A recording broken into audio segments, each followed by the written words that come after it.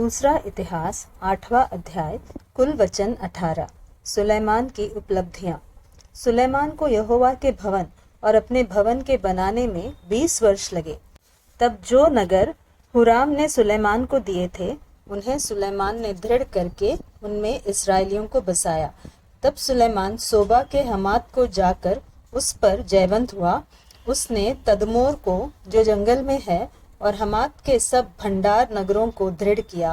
फिर उसने ऊपर वाले और नीचे वाले दोनों बेथोरोन को शहरपना और फाटकों और बेड़ों से दृढ़ किया।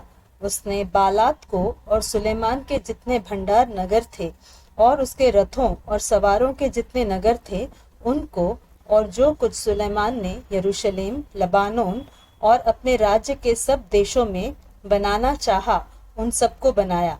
हित्तियों, एमोरियों, परिज्जियों, हिब्बियों और यबूसियों के बचे हुए लोग जो इस्राएल के न थे, उनके वंश जो उनके बाद देश में रह गए और जिनका इस्राएलियों ने अंत न किया था, उनमें से बहुतों को सुलेमान ने बेगार में रखा और आज तक उनकी वही दशा है। परंतु इस्राएलियों में से सुलेमान ने अपने काम के लिए किसी को दास न बनाया। वे तो योद्धा और उसके हाकिम, उसके सरदार और उसके रथों और सवारों के प्रधान हुए। सुलेमान के सरदारों के प्रधान जो प्रजा के लोगों पर प्रभुता करने वाले थे, वे 250 थे। फिर सुलेमान फिरौन की बेटी को दाऊदपुर में से उस भवन में ले आया जो उसने उसके लिए बनाया था, क्योंकि उसने कहा, जिस जिस स्थान में यहोवा का संदूक आया है वह पवित्र है, इसलिए मेरी रानी इस्राएल के राजा दाऊद के भवन में न रहने पाएगी। तब सुलेमान ने यहोवा की उस वेदी पर जो उसने ओसारे के आगे बनाई थी, यहोवा को होम बलि चढ़ाई। वह मूसा की आज्ञा और प्रतिदिन के नियम के अनुसार, अर्थात विश्राम और नए चांद और प्रतिवर्ष 3 बार ठहराए हुए पर्वों अर्थात अखमीरी रोटी के पर्व और सप्ताहों के पर्व और झोपड़ियों के पर्व में बलि चढ़ाया करता था।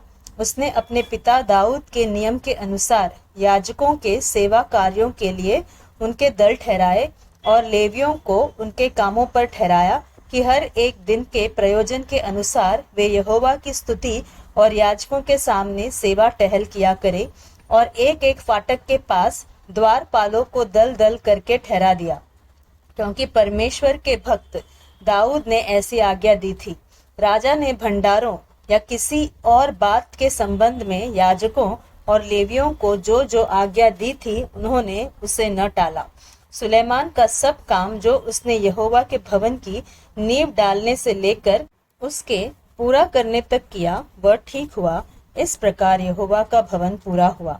तब सुलेमान एस्योन गेबेर और एलात को गया, जो एदोम के देश में समुद्र के किनारे स्थित है। हुराम ने उसके पास अपने जहाजियों के द्वारा जहाज और समुद्र के जानकार मल्लाह भेज दिए, और उन्होंने सुलेमान के जहाजियों के संग ओपीर को जाकर वहां से 450 किक्कार सोना राजा सुलेमान को ला दिया।